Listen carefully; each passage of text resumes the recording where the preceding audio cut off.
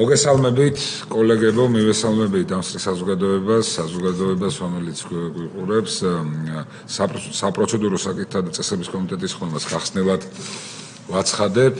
დღეს გვაქვს ერთი საკითხი დღის წესრიგში, მეორე მოსმენით უნდა განვიხილოთ საჯარო სამსახურის შესახებ საქართველოს კანონის ცვლილების შეტანის თაობაზე კანონპროექტი და კორუფციის წინააღმდეგ ბრძოლის შესახებ საქართველოს კანონში ცვლილების შეტანის თაობაზე კანონპროექტი.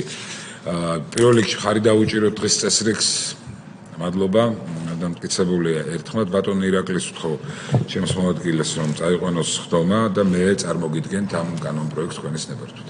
დიდი მადლობა ბატონო, მოგესალმებით ყველას. Როგორც მოგეხსენება, წარმოდგენილი საკანონმდებლო ინიციატივა არის განხილება დაჩქარებული წესით, მეორე მოსმენით, რაც ითვალისწინებს მუხლობრივ განხილვას, შეგვიძლია დავიწყოთ.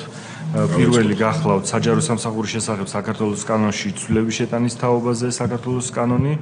პირველი მუხლი ბატონ დავით. კი ბატონო, პირველ მუხლში არის 94 ტერცია მუხლი თვითონ კანონპროექტით, როგორც მოგესალმებით, ახალი თავი დაემატა, მე-9 სეკუნდა თავი დაემატა უშუალოდ კანონს ამ ცვლილებით და მის 94 სეკუნდა მუხლში ტექსტს დაემატა სიტყვები ძირითადად არსებითად პირი, რომლის უფლებამოსილება ძირითადად არსებითად მოიცავს სახელმწიფო მოსამსახურის, მათ შორის სახელმწიფო პოლიტიკური თანამდებობის პირის და ასე შემდეგ, როგორც არის შემდგომ ტექსტში. ანუ ამას განმარტავ, რომ ამით ამ მუხლით დინდება მრჩევლის ვინ არის მრჩევლის განმარტება და მრჩევლის ფუნქციები, რომ ძირითადად არსებითად მოიცავს სახელმწიფო მოსამსახურისთვის მრჩევების მიცემა, სწორედ ეს ცვლილება შევიდა კანონპროექტის ტექსტში. გასაგებია კოლეგებო, შეკითხვა ხომ არ გაქვთ მოსაზრება? მაშინ გადავიდეთ შემდეგზე, მეორე მუხლში. მეორე მუხლში, კი ბატონო, მეორე მუხლში სადაც პრაქტიკულად ესეც იგივე შინაარსის არის, აქაც ტექსტში დამატებულია შემდეგი სიტყვები, ესე იგი, რომ ჩავყვეთ საჯარო სამსახურში, მათ შორის საჯარო სამართლის იურიდიულ პირში, მე არის გამონაკლისები, გაარდა კულტურული საგანმანათლებლო და ასე შემდეგ, ხელშეკრულებით დაემატა ხელშეკრულებით დასაქმებული პირი, რომლის უფლებამოსილება ძირითადად არსებითად მოიცავს სახელმწიფო მოსამსახურის, მათ შორის პოლიტიკური თანამდებობის პირისათვის და ასე შემდეგ რჩევების მიცემას.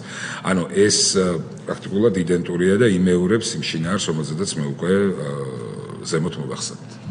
გასაგებია, შეკითხვა, მოსაზრება ასეთი არ არის. მუხლი მესამე. მუხლ მესამეში მხოლოდ ტექნიკურად ეს არის ამოქმედების ვადები და შინაარსის შეუცვლელად ტექნიკურად გადალაგდა სიტყვები, ისე რომ როგორც მოგითხარით, შინაარსი არ შეცვლა. გასაგებია, აქაც შეკითხვები ხომ არ გაქვთ? შეკითხვები არ არის.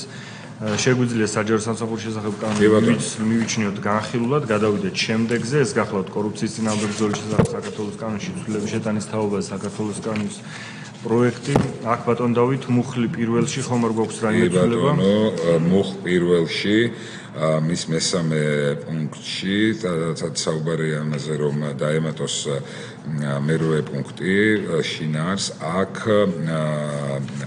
დაემატა ტექსტს შემდეგი სიტყვები თუ საჯარო მოსამსახურე აგრეთვე საჯარო სამსახურში მათ შორის, ანუ ეს სიტყვა დაემატა და ტექსტის შიგნით შრომით ხელშეკრულების დასაქმებული პირი. ანუ მიზანი ამ ცვლილებისა გახლავთ ის, რომ საჯარო სამსახურში მოიაზრონ ასევე შრომით ხელშეკრულებით დასაქმებული პირები და შესაბამისად მხოლოდ ეს ცვლილება იქნა წარმოდგენილი მეორე მოსმენით, პირველი მოსმენის ტექსტთან შედარებით ახლა პირველ მუხლთან დაკავშირებით კოლეგებო რაიმე შეკითხვა ან მოსაზრება ხომ არ გაქვთ? კი ბატონო, მე შეგვიძლია მეორე მუხლზე გადავიდეთ. მეორე მუხლში ანალოგიურად ემატება იგივე შინაარსი საჯარო მოსამსახური აგრეთვე საჯარო, ანუ დამატებულია აგრეთვე საჯარო სამსახურში მათ შორის და შემდგომ ტექსტი გრძელდება, ისე როგორც ქვემოთ შრომით ხელშეკრულებით დასაქმებული პირები. ანუ შრომით ხელშეკრულებაზე ხდება აქცენტირება, რომ საჯარო სამსახურში სხვათან ერთად მათ შორის შრომით ხელშეკრულებით დასაქმებულ პირებს ეხება შესაბამისი კანონპროექტი. გასაგებია.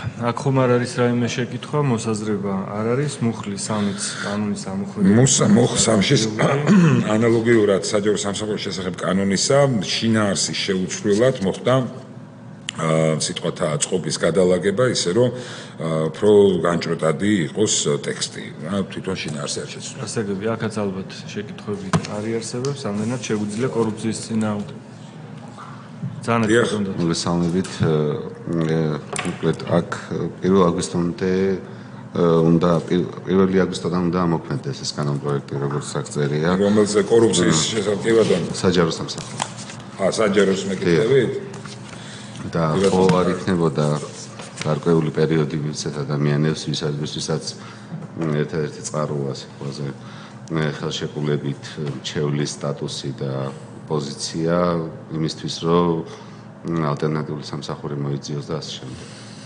კანონის მიღება სწორედ მაგას გულისხმობს და არა იმიტომ რომ არა ამოქმედებისთანავე არამედ 1 აგვისტოდან ხდება ბატონ დავით ამ კონკრეტული ნორმების ამოქმედება შესაბამისად სათანადო ვადაც არის მიცემული ამ კანონით რა. 1 აგვისტომდე პრინციპში ივნისია დარჩენილი და მთელი სრულად ივლისი არის და თვეზე მეტი გამოდის რეალურად, ხო? დავაკმაყოფილეთ თქვენი თომის მოყარება.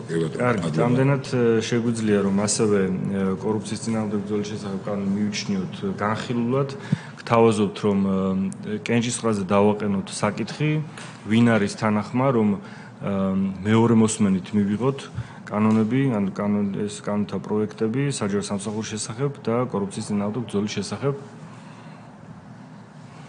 ერთხმად მიღებულია, წინააღმდეგი არავინ არის.